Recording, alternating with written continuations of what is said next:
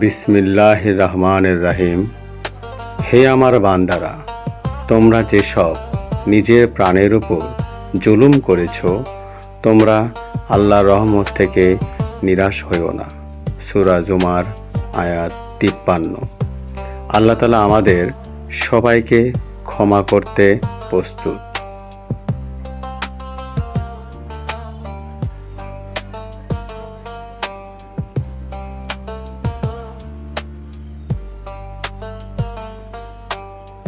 তুমি যত বড় গুনাহগার হও না কেন, আল্লাহর দরজা তোমার জন্য খোলা।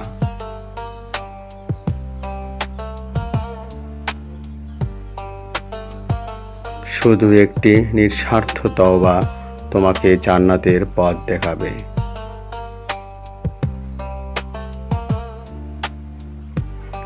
হতাশা এটি শয়তানের অস্ত্র।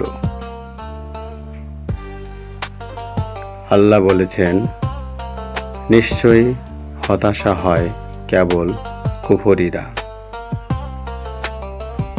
তাই আজকেই ফিরে এসো আল্লাহর দিকে। তাহাজ্জুদের রাতে কেঁদে বলো, ইয়া রাব্বি, আমাকে ক্ষমা করো।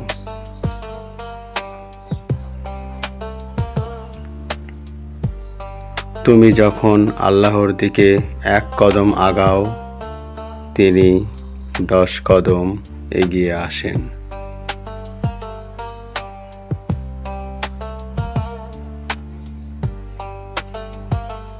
আল্লাহ তোমাকে ভালোবাসেন, আর সেই ভালোবাসা তোমার পাপ থেকেও অনেক বড়।